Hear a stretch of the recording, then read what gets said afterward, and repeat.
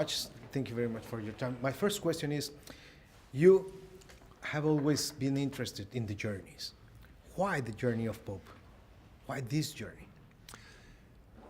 It's the most courageous journey today.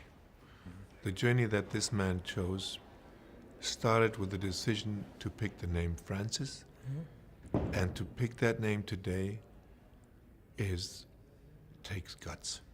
No pope has ever done that. 5 seconds before he showed up, his name was announced, and I stood up and said, "Wow! Wow! I know he knows what he's doing," because Saint Francis, in my life, is a very important figure, and I knew that this was a visionary and a revolutionary, and I didn't think anybody would have the guts to call himself Francis.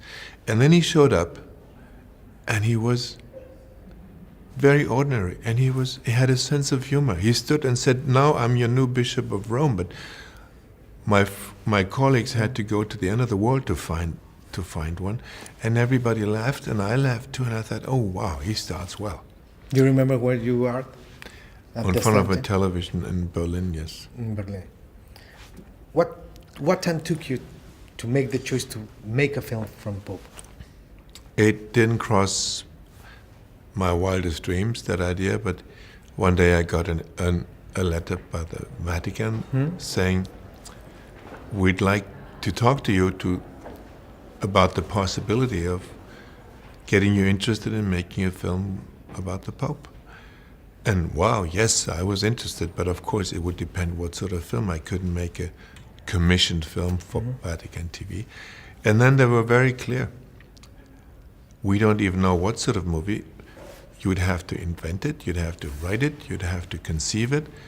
We'd give you full access to the archives, and you would have a very privileged access to Pope Francis, and we wouldn't interfere with the concept, with the shoot, with the editing.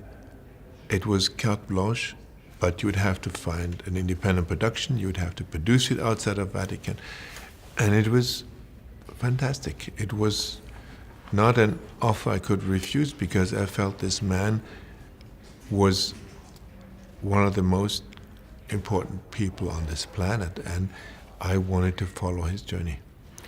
As a director, the first choice, the subject, it was a difficult choice to only focus on the words, not on the consequences of the words, or, I don't know, something else. Why choosing this? He distinguished himself from everybody else by being so direct, and by being so simple, and by communicating so contagiously. And what he said counted, and he lived what he said. So I thought, I'm not going to make a film about the man as a person. I'm not interested in his biography. I'm interested in the biography of his words, what he says. That is going to be the center of the film, is his message. And I'm not interested in my opinion. The world is not interested in my opinion. And there's many essays about him, and there's critical essays. I'm not interested in that. My kind of filmmaking is that I love something and I want to share it with the world. That's why I went to Havana, because I loved that music, and I thought the world should know it. And that's why I made a film with Pina Bausch, because her art is so beautiful. I don't have a critical distance. I'm a lover, and that is my energy to make a movie.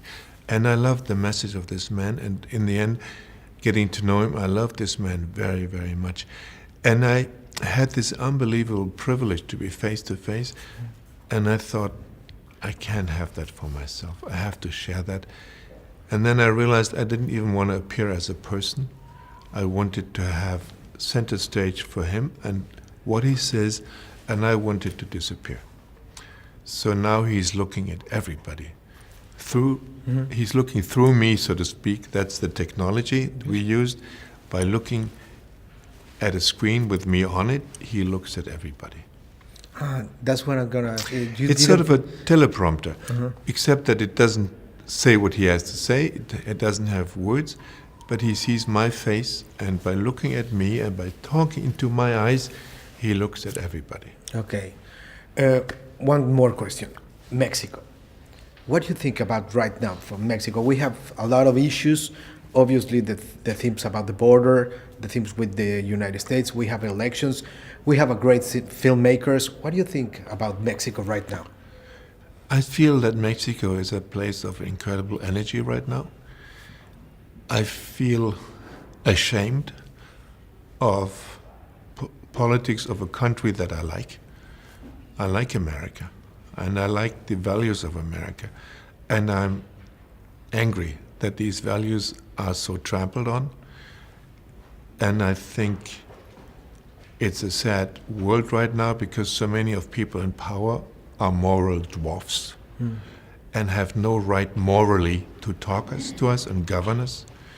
But that's the way it is. So that's my only way to respond to that was to make this film, because there is a moral giant. He has something to say to all of us. And I love Mexico. And I've traveled there. I think Mexico has some of the most amazing cameramen and directors at this moment.